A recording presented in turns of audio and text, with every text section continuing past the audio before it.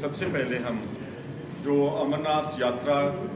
जो देहांत हुआ है बहुत बड़ी मात्रा में लोगों का और बहुत सारे लोग मिसिंग हैं, उस पर दुख व्यक्त करते हैं, खेद व्यक्त करते हैं और हमारी प्रार्थना है ईश्वर से कि जो लोग गुमशुदा हैं वो जल्दी से जल्दी अपने घर वापस सेफली लौटें। और दूसरा, इसी तरह ही आपने नोटिस किया कि कल जो former prime minister of Japan Shinzo एबे उनकी असैसिनेशन हुई है, उसको भी हम कंडेम करते हैं, क्योंकि पीस जो है वो आज के युग का सबसे बड़ा सब्जेक्ट है। और जो भी देश अलग अलग तरह के टेररिज्म से अफेक्टेड है,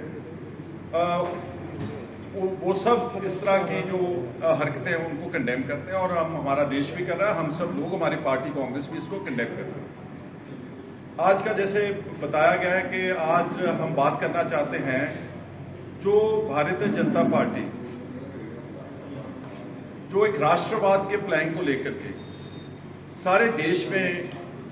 उन्होंने एक धर्म की राजनीति, एक राष्ट्रवाद के नाम के ऊपर राजनीति करके काफी हद तक लोगों को प्रभावित किया है। और हालांकि कांग्रेस इसमें यकीन नहीं रखती, क्योंकि जो टेररिज्म है, आतंकवाद है, वो एक बहुत ही सेंसिटिव सब्जेक्ट है। We have never indulged in any kind of politics over this, लेकिन आज कुछ उनका पर्दाफाश करने की कुछ ज़रूरत है। आपको बहुत सारा हम डाटा जो है ईमेल कर देंगे हमारी पार्टी की तरफ से, हमारे आपको फॉर्मली मिल जाएगा।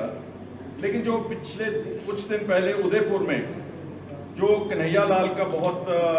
जालमाना कत्ल हुआ, उसमें जो एक मुख्य आरोपी हैं मोहम्मद रियाज अतरी,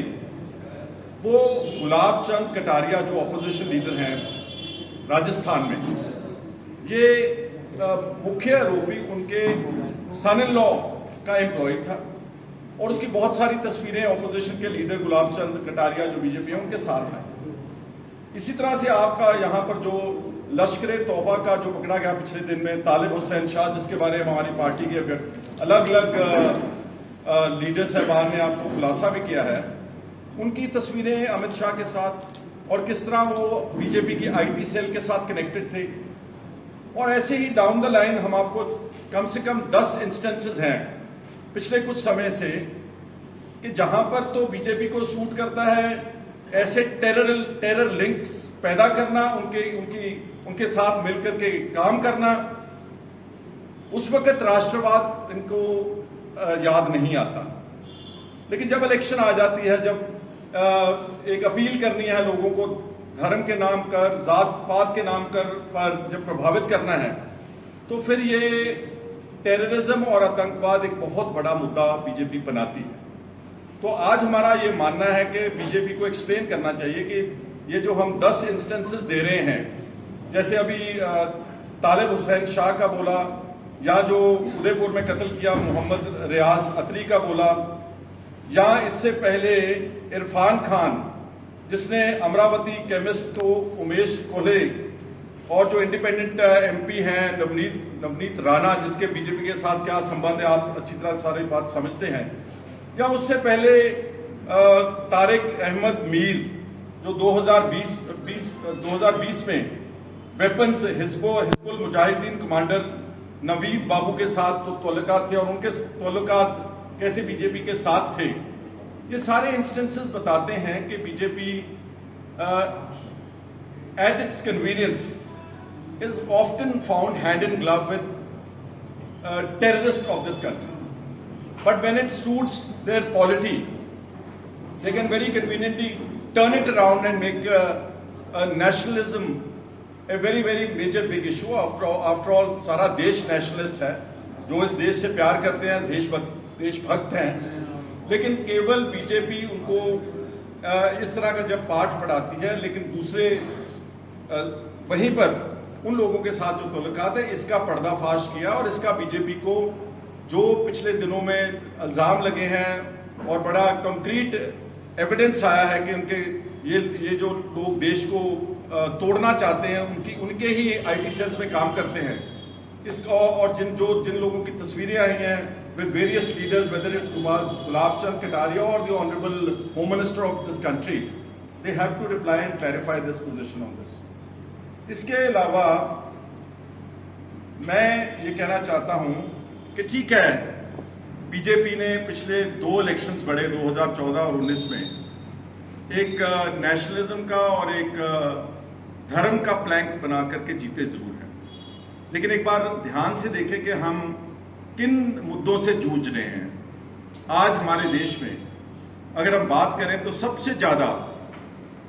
बेरोजगारी का मुद्दा है। आपको अच्छी तरह याद है कि बीजेपी और प्राइम मिनिस्टर साहब ने 2 करोड़ नौकरियां देने का वायदा किया था,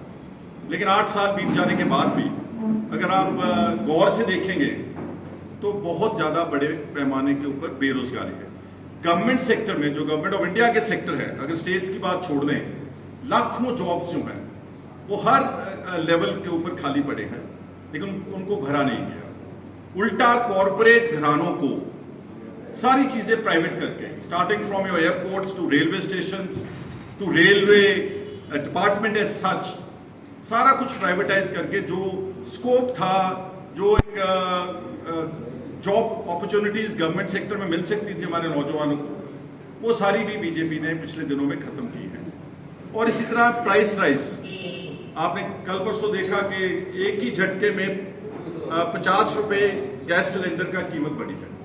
1060 रुपए का एक गैस सिलेंडर है। और इसी तरह डीजल पेट्रोल वर्ल्ड वाइड सबसे, हम बोलते हैं कि भारत 3rd वर्ल्ड कंट्रीज में से है, गरीब देश है, यहाँ गुर्बत बहुत है, लेकिन जो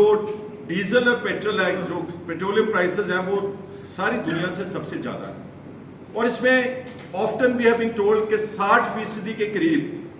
गवर्नमेंट का टैक्स है, चाहे वो एक्साइज ड्यूटी है, चाहे वो इनके जो वैट लगाते हैं, उसकी वजह से इतना महंगा जो पेट्रोल और डीजल मिल रहा है।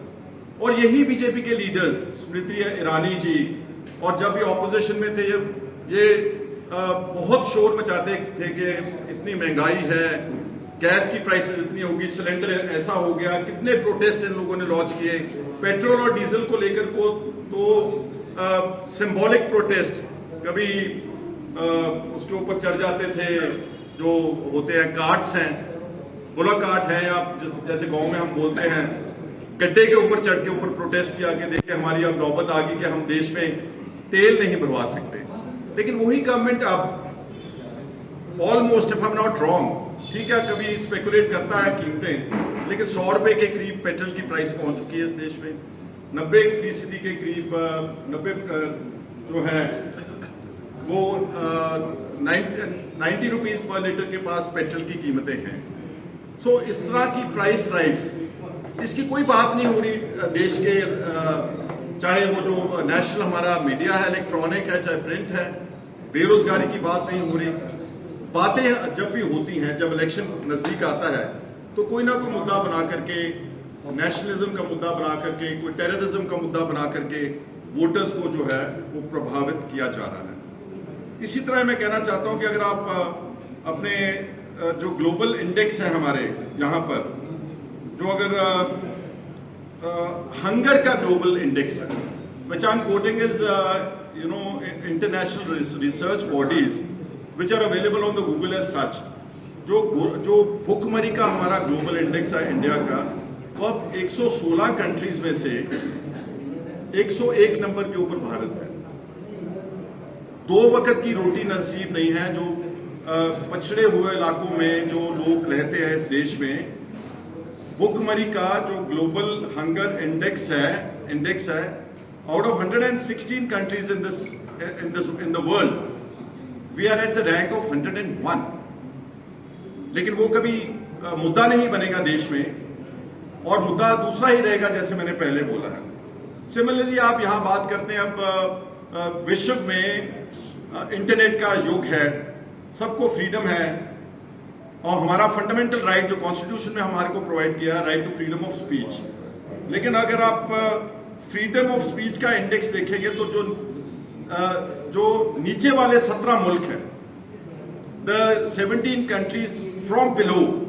India is one of those countries. यहां पर किसी को आजादी नहीं है, जो बोलता है, इनकी जो एजेंसीज हैं, जिनको किसी वक्त बीजेपी जब कांग्रेस का राज तो उसको बोलती थी कि CBI is a caged parrot, पिंजरे का तोता है कांग्रेस ने बना करके रखा है अपने ओपोनेंट्स को चुप कराने के लिए। लेकिन भाई साहब, मैं पूछना चाहता हूं कि पिछले 8 साल में जो प्रीमियर एजेंसीज हैं, जो ईडी है, इन्फोर्समेंट डायरेक्टरेट, सीबीआई है, इनकम टैक्स है, डायरेक्टरेट ऑफ रेवेन्यू इंटेलिजेंस है, डीआरआई है, और ऐसी जो एजेंसीज हैं वो सारी की सारी अपने पॉलिटिकल ओपोनेंट्स को चुप कराने के लिए उनका पूरा इस्तेमाल किया गया। अभी हाल ही में नेशनल हेराल्ड केस में राहुल गांधी के ऊपर जिस तरह से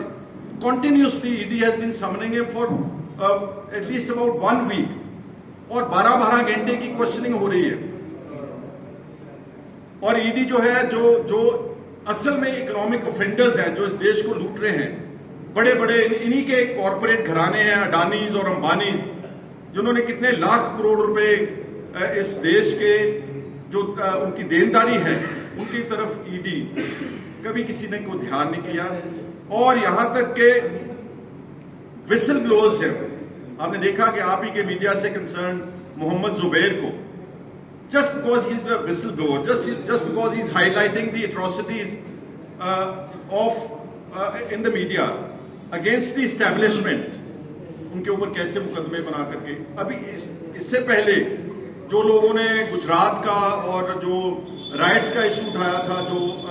another human right activist Teesta Setalvad, उल्टा काउंटर केसेस बना करके उनको गिरफ्तार किया गया। युवापा को इस देश में जो भी लोग इंटेलेक्चुअल्स थे, जो ह्यूमन राइट के एक्टिविस्ट थे, उनको युवापा के अंदर बुक कर करके उनको कुल मिला के there is a environment of terror now at this point of time. और बीजेपी पहले तो ये बोल रही थी कि हम कांग्रेस मुक्त भारत करेंगे, लेकिन कुछ समय से ऐसे लग रहा है कि ऑपोजिशन मुक्त भारत बनाने के चक्कर में पड़ गए हैं। और आप देखें ईडी का, starting from Jammu Kashmir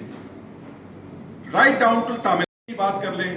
no party has been spared. And मेरा एक सिंपल क्वेश्चन है, मिसयूज ऑफ एजेंसीज, क्या पिछले 8 साल में किसी बीजेपी के लीडर को इन्वेस्टिगेट किया है अभी ईडी ने, सीबीआई ने? एक भी आदमी? After all BJP is a party of big industrialist, corporate people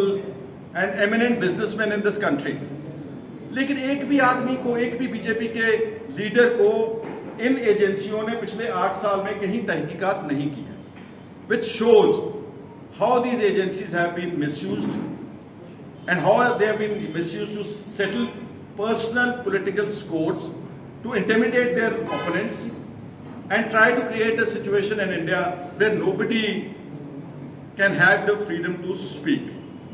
और इसी तरह से और बहुत सारे इंटरनेशनल, मैं बता सकता हूं, ग्लोबल मीडिया वॉचडॉग रिपोर्ट है, यहां पर जो again coming back to the human rights index, it's very low. So हमारा ये मानना है कि आज देश में बीजेपी टेररिज्म को भी उनसे रिलेशन बना करके, जो उनके बड़े टेररिस्ट आका हैं उनके साथ संबंध बना करके हमारे देश को खतरे में डाल रही है और इल्जाम दूसरों के ऊपर लगाते हैं हमेशा। इसकी तहकीकात होनी चाहिए। जो